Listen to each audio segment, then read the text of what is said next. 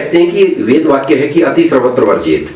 तो वेदों में हवन की, यज्ञ की, वो ये कह रहे हैं पूजा पाठ की इतनी अति हो गई थी कि उसके बाद मतलब कुछ लोगों को लगा कि भाई सती को रोकना चाहिए, और उनमें से एक बुद्ध निकल के आए। उन्होंने एक अलग संप्रदाय की स्थापना की कि भाई हर जगह इतने हवन हो रहे हैं।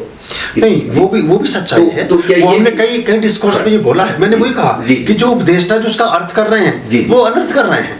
और इतनी, अब देखिए लड़ाई के लिए क्यों मना किया? अब उन्होंने कहा कि एक आदमी इतना चक्रवर्ती सम्राट राव क्षत्रिय थे, कुल से तो क्षत्रिय थे ना, राजा शुद्धोधन के पुत्र हैं, तो उनके मुंह पर एक आदमी ने आकर के थूक दिया तो तौलिए से पोंछ करके एक तरफ रख देते।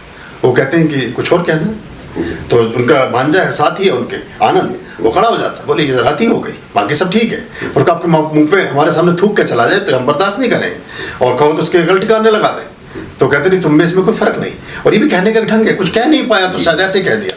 तो वो जो तत्व पकड़ा वो इसलिए पकड़ा कि हर क्षत्रिय, सब रजवाड़े थे, सब राजे महाराजे थे, रोज ही झगड़े हो रहे थे, लाखों लोग रोज मारा जा रहा था, और हर काम में इतनी अकर्मण्यता इस वजह से आ गई थी कि कुछ भी कर्म ना करके हर समय नदियों के किनारे खड़े रहो, हर समय तिलक लगा के घूमते रहो, हर समय जनेऊ पहन के बैठ जाओ, सारा काम जैसे परमात्मा ही कर देगा। वो भी एक अकर्मण्यता उस दृष्टि में ज्यादा हो गई थी।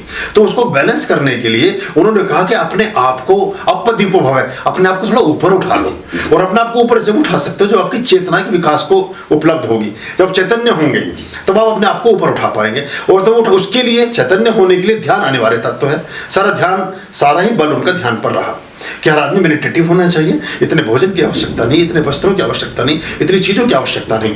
वो उनका मत था जो उस समय के लिए बहुत ज्यादा जरूरी था। और हर धर्म, जो भी जितने धर्म के गुरु हैं, देखिए अगर सभी धर्म ठीक हो, एक सर्वधर्म संभाव की बात आती है, ये सबसे खराब उक्ति है, ऐसा कुछ हो नहीं सकता। सभी धर्म कभी एक जैसे नहीं हो सकते। अगर सभी धर्म एक जैसे हो तो सभी धर्मों की जरूरत नहीं है। इसका मतलब आपकी सब्जी में नमक कम है तो मैं दूसरी सब्जी बनाऊंगा ना, आपकी सब्जी में मिर्च ज्यादा तो मैं दूसरी सब्जी बनाऊंगा ना, वरना अगर आपकी सब्जी ठीक है तो मुझे जरूरत नहीं है।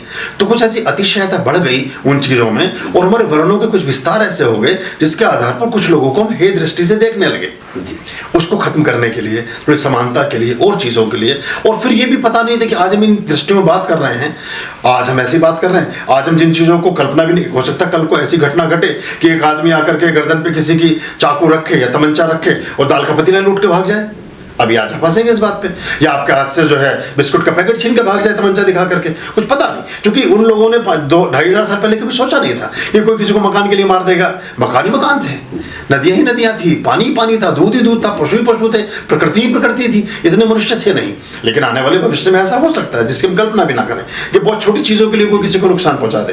तो वो बुद्ध ने उस अतिशयता को बैलेंस करने के लिए ये कहा, और उस चीज से थोड़ा सा बाहर निकाला कि ठीक है ये नहीं है, थोड़ा अपने आप इंसान भी बनो, अपने आप को पहचानो, और बाकी चीजों में जिनमें सुख है वो कहते हैं दुख है, और संसार में सुख है, और एक ऐसी व्यवस्था है जिसमें न दुख है न सुख है। तो वो अगर आप वो अवस्था को प्राप्त हो जाएं तो बहुत सारी चीजों को आप ठीक कर सकते हो। तो वो बुद्ध को बुद्ध कहीं बहुत सारी चीजों में, बुद्ध एक नास्तिक के रूप में उभर कर सामने आते हैं सामान्य रूप से, लेकिन उनसे ज्यादा आस्तिक कोई है नहीं। वो अनिश्वरवादी के रूप में प्रतिष्ठापित लोगों ने कर दिया है, लेकिन वो इतने बड़े ईश्वरवादी हैं कि जितना कोई हो नहीं सकता, जितना वो परमात्मा की तरफ उन्मुख करते हैं। ध्यान किसका करोगे? परम ज्योत का। परम ज्योत कौन है? परमात्मा। और आत्मा अगर परम ज्योत की ध्यान कर रही है तो परमात्मा का ही ध्यान कर रही है। हम आप तो 15 मिनट हवन करते हो, वो कहते हैं 15 घंटे बैठो 24 घंटे में से परमात्मा के साथ। उससे बड़ा ईश्वरवादी कौन हो सकता है? लेकिन हमने उसे हमें चूंकि शराब पीनी है, हमें चूंकि मांस खाना है, हमें चूंकि सब कुछ करना है, तो हम उनमें से सिर्फ उन पक्षों को उठा लेते हैं जिसके लिए उनकी कभी सहमति नहीं रही। अभयाम भज रे